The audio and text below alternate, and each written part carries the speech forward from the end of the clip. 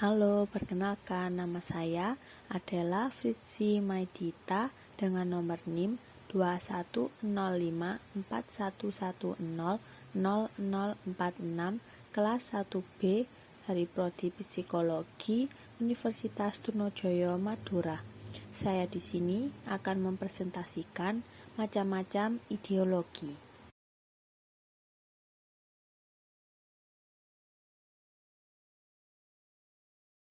Macam-macam ideologi. Yang pertama, ideologi liberalisme. Kedua, ideologi komunisme. Ketiga, ideologi Pancasila. Keempat, ideologi sosialisme. Kelima, ideologi kapitalisme. Keenam, ideologi anarkisme. Ketujuh, ideologi fasisme. Dan kedelapan, ideologi konservatisme.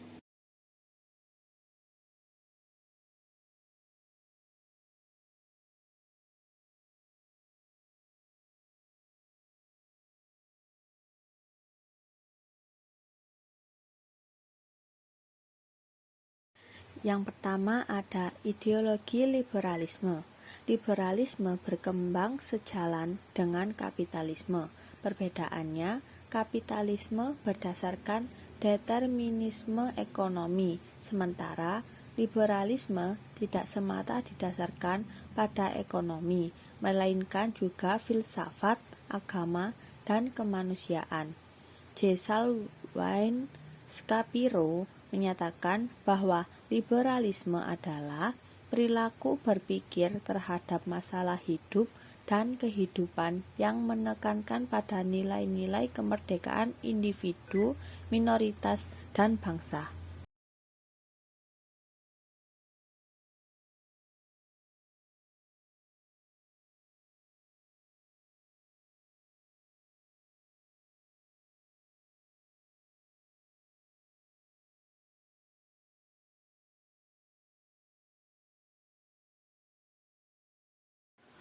Prinsip liberalisme.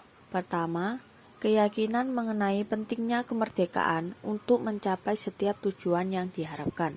Kedua, semua manusia memiliki hak-hak yang sama di depan hukum yang dimaksudkan bagi kemerdekaan sipil. Ketiga, tujuan utama dari setiap pemerintahan adalah mempertahankan kebebasan, persamaan, dan keamanan dari semua warga negara. Keempat, adanya kebebasan berpikir dan berekspresi. Kelima, liberalisme yakin akan adanya kebenaran yang objektif, bisa ditemukan melalui kegiatan berpikir menurut metode riset, eksperimen, dan verifikasi. Keenam, agama merupakan hal yang harus ditoleransi. Ketujuh, liberalisme berpandangan dinamis mengenai dunia. Kedelapan, kaum liberal adalah mereka yang idealis atau hendak mencapai tujuan melalui praktek-praktek yang dipertimbangkan.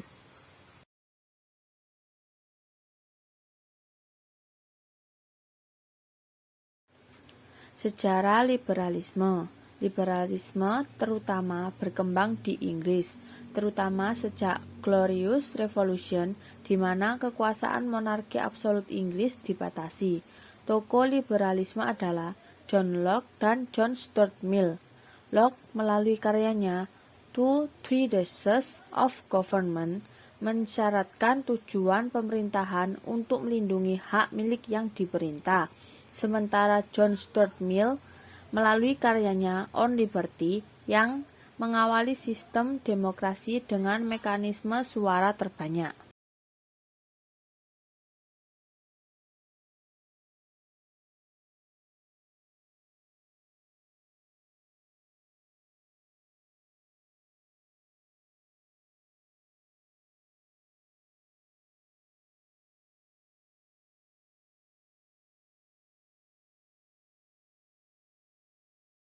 Yang kedua ada ideologi komunisme. Dalam hal beragama, komunisme yang dirumuskan Karl Marx menyatakan bahwa manusia adalah suatu hakikat yang menciptakan dirinya sendiri dengan menghasilkan sarana-sarana kehidupan, sehingga sangat menentukan dalam perubahan sosial, politik, ekonomi, kebudayaan, dan agama. Dalam hal ini, komunisme berpaham ateis atau tidak bertuhan karena manusia ditentukan oleh dirinya sendiri dan bukan oleh hal-hal lain di luar dirinya.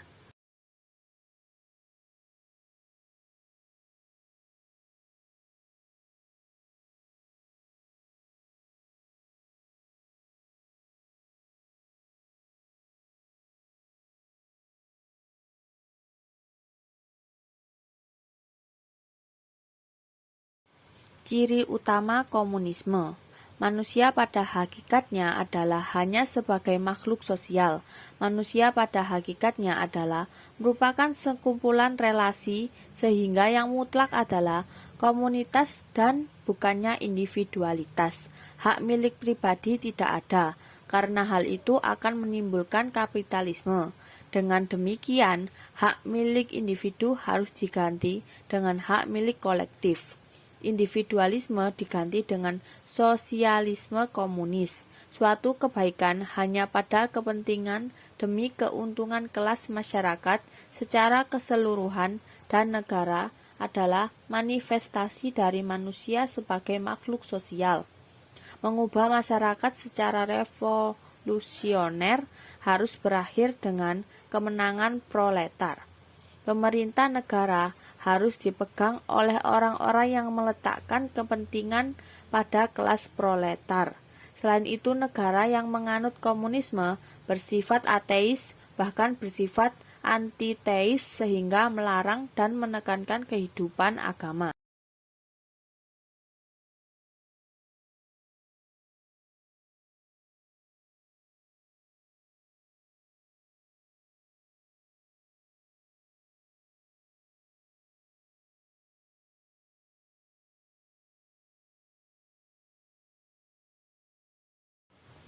Kelebihan ideologi komunisme sebagai berikut. Pertama, karena perekonomian sepenuhnya ditangani oleh pemerintah baik dalam hal perencanaan, pengorganisasian, pelaksanaan, dan pengawasan, maka pemerintah lebih mudah mengendalikan inflasi, pengangguran, atau berbagai keburukan ekonomi lainnya. Kedua, pemerintah menentukan jenis kegiatan produksi sesuai dengan perencanaan sehingga pasar barang dalam negeri berjalan dengan lancar. Ketiga, relatif mudah melakukan distribusi pendapatan. Keempat, jarang terjadi krisis ekonomi karena kegiatan ekonomi direncanakan oleh pemerintah. Kelima, tidak ada pembagian kelas apapun ketimpangan yang ada. Kelemahan ideologi komunisme sebagai berikut. Yang pertama, pers dijadikan alat propaganda oleh pemerintah untuk menyebarkan nilai-nilai komunis. Kedua, mematikan inisiatif individu untuk maju sebab segala kegiatan diatur oleh pusat. Ketiga, sering terjadi monopoli yang merugikan masyarakat.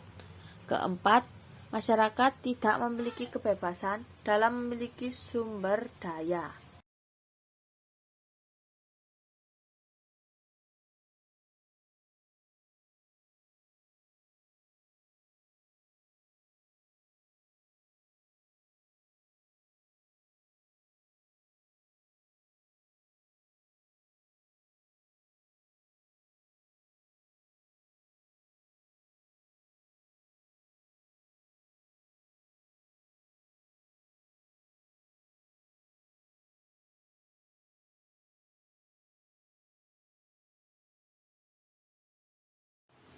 Yang ketiga ada ideologi Pancasila. Ideologi Pancasila mendasarkan pada struktur filsafat Pancasila. Pancasila itu sendiri sebagai filsafat tersusun atau berpangkal tolak dari nilai-nilai dasar yang luhur, kekal abadi, tidak berubah, dan terdapatnya nilai-nilai itu dalam sosio-budaya masyarakat bangsa Indonesia itu sendiri, budaya-budaya bangsa Indonesia, dan dalam adat istiadat bangsa Indonesia sendiri. Dan inilah yang dimaksud substansinya Pancasila.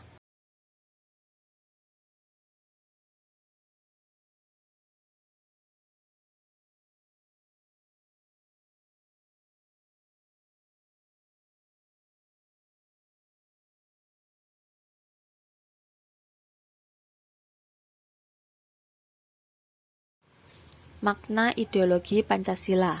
Yang pertama, nilai-nilai yang tercantum di dalam Pancasila itu menjadi cita-cita normatif penyelenggaraan bernegara. Kedua, nilai-nilai yang tercantum di dalam Pancasila ini merupakan nilai yang disepakati secara bersama. Oleh karena itu, menjadi satu di antara sarana di dalam pemersatu atau integrasi masyarakat Indonesia.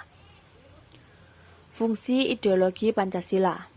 Yang pertama, sarana pemersatu bangsa Indonesia, memperkukuh dan memelihara kesatuan dan persatuan. Yang kedua, membimbing dan mengarahkan bangsa Indonesia untuk mencapai tujuan. Yang ketiga, memberikan motivasi untuk menjaga dan memajukan jati diri bangsa Indonesia. Keempat, menjadi pedoman hidup bangsa Indonesia untuk menjaga keutuhan negara. Kelima, menunjukkan jalan serta mengawasi dalam upaya mewujudkan cita-cita yang terkandung dalam Pancasila. Tujuan ideologi Pancasila. Yang pertama, menghendaki seluruh rakyat Indonesia untuk memiliki sikap religius, memeluk agama sesuai dengan keyakinan, dan taat kepada Tuhan.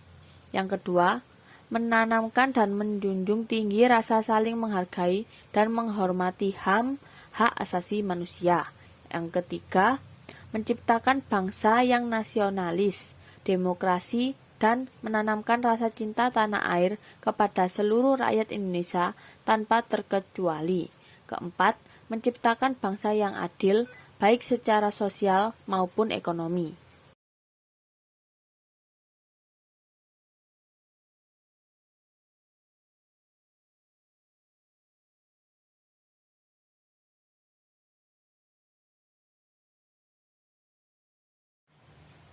Yang keempat ada ideologi sosialisme. Secara etimologis, sosialisme berasal dari bahasa Latin, socius, yang berarti sahabat atau teman. Istilah ini merupakan suatu prinsip pengendalian harta dan produksi serta kekayaan oleh kelompok. Sosialisme juga mendasarkan diri pada cita-cita sosial bahwa kekayaan di dunia ini milik bersama, dan pemilikan secara bersama lebih baik daripada pemilikan secara perseorangan, dan keadaan masyarakat di mana hak milik pribadi atas alat-alat produksi telah dihapuskan. Sosialisme sama seperti kapitalisme, memiliki pecahan. Sosialisme sendiri adalah konsep induk dari ideologi-ideologi yang muncul kemudian, di mana satu sama lain kerap bertolak belakang dalam kegiatannya. Ideologi-ideologi tersebut adalah sosialisme utopia, marxisme, komunisme, anarkisme, sosial demokrasi, dan sejenisnya.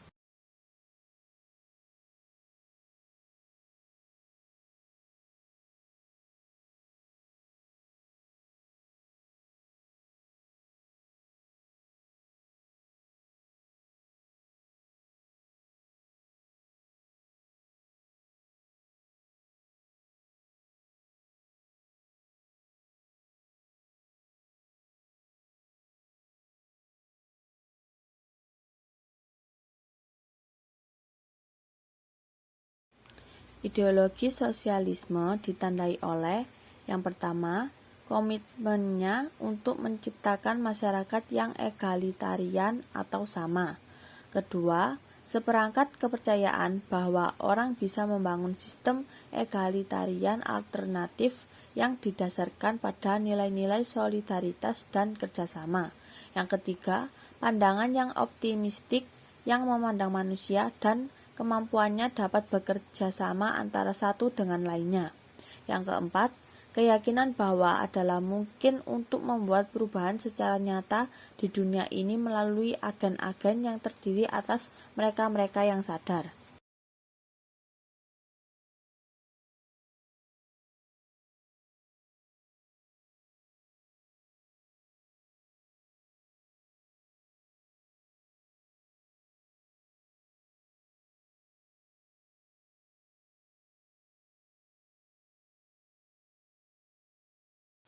Ciri khas ideologi sosialisme. Yang pertama, Hak milik pribadi atas alat-alat produksi mesin diakui secara terbatas. Yang kedua, mencapai kesejahteraan dengan cara damai dan demokratis. Yang ketiga, berusaha meningkatkan kesejahteraan rakyat dan perbaikan nasib buruh dengan luas secara bertahap. Yang keempat, negara diperlukan selama-lamanya.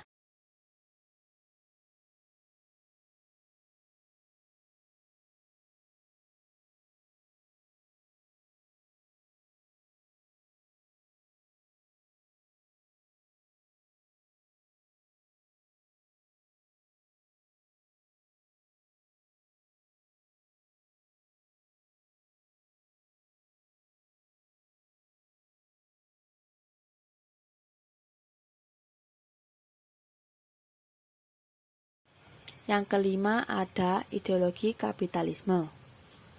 Kapitalisme merupakan sebuah sistem yang mulai terinstitusi di Eropa sekitar abad ke-16 sampai abad ke-19-an, yaitu pada masa perkembangan perbankan komersial Eropa.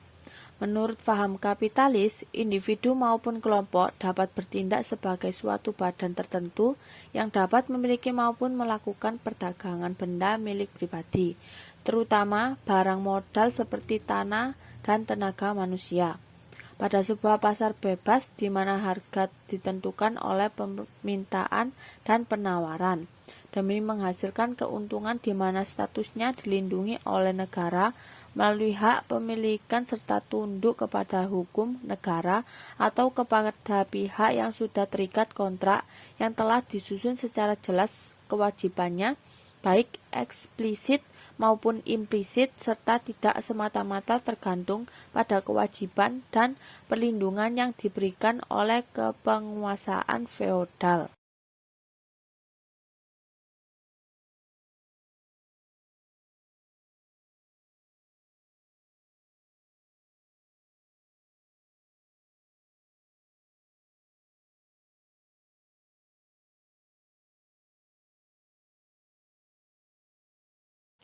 Sejarah ideologi kapitalisme.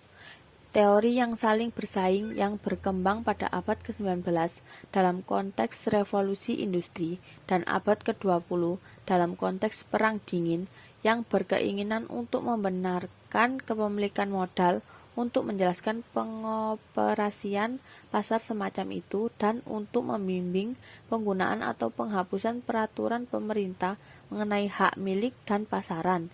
Dengan demikian, kapitalisme sangat berkeyakinan meraih keuntungan dengan kekuatan kepemilikan modalnya dan menghegemoni para pekerja atau konsumen untuk selalu tunduk dan memberikan keuntungan terhadap para kapitalis.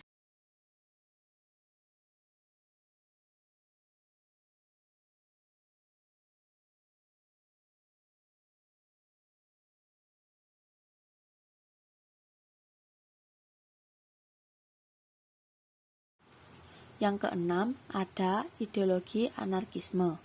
Anarkis adalah teori politik yang bertujuan untuk menciptakan masyarakat tanpa hierarkis, baik dalam politik, ekonomi, maupun sosial. Para anarkis berusaha mempertahankan bahwa anarki, ketiadaan aturan-aturan, adalah sebuah format yang dapat diterapkan dalam sistem sosial dan dapat menciptakan kebebasan individu dan kebersamaan sosial. Anarkis melihat bahwa tujuan akhir dari kebebasan dan kebersamaan sebagai sebuah kerjasama yang saling membangun antara satu dengan yang lainnya. Oleh karena itu, orang-orang anarkis memandang penggulingan kekuasaan pemerintah sebagai pintu pembuka sisi baik dari sifat manusia, pemaksaan yang terpisah dari negara.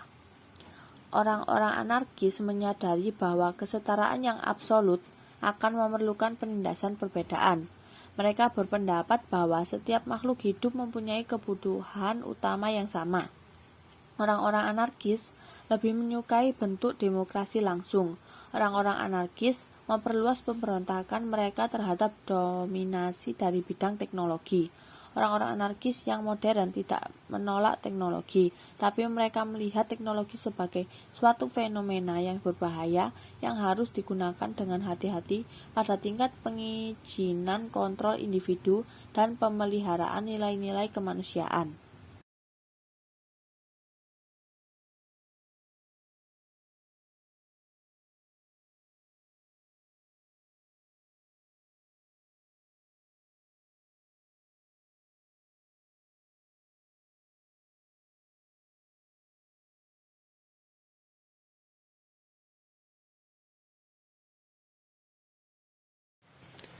Yang ketujuh ada ideologi fasisme. Kata fasisme diambil dari bahasa Italia fascio, sendirinya dari bahasa Latin fascis yang berarti seikat tangkai-tangkai kayu. Ikatan kayu ini lalu tengahnya ada kapaknya, dan pada zaman Kekaisaran Romawi dibawa di depan pejabat tinggi. Fasis ini merupakan simbol daripada kekuasaan pejabat pemerintah. Selain itu, fasisme merupakan sebuah paham politik yang mengagungkan kekuasaan absolut tanpa demokrasi. Dalam paham ini, nasionalisme yang sangat fanatik dan juga otoriter sangat tentara. Orang-orang fasis percaya bahwa setiap orang mempunyai tingkat kemampuan yang berbeda-beda. Intinya yaitu bahwa setiap orang harus melakukan usaha yang terbaik untuk setiap tugas yang diberikan oleh negara kepadanya. Fasisme berusaha menggabungkan suatu seruan terhadap persatuan dengan otoritarianisme. Dalam impian orang-orang fasis hanya terdapat solidaritas tetapi tidak terdapat persamaan.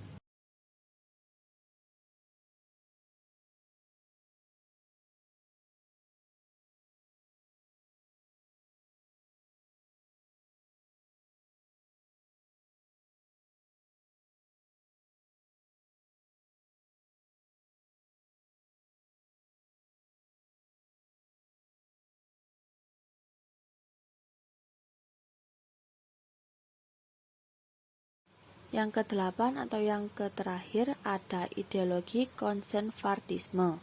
Orang-orang konservatif memandang pemerintah dengan suatu gabungan dari respek atau rasa hormat dan kecurigaan. Konservatif mempunyai pendapat yang lebih rendah tentang kemampuan orang biasa. Oleh karena itu, mereka lebih curiga terhadap bentuk demokrasi yang sederhana.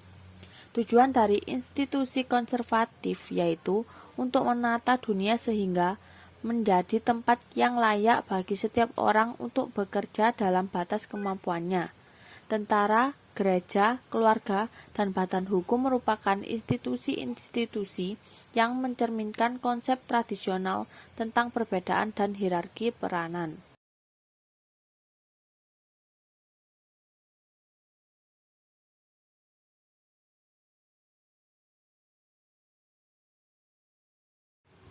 Sekian penjelasan macam-macam ideologi dari saya.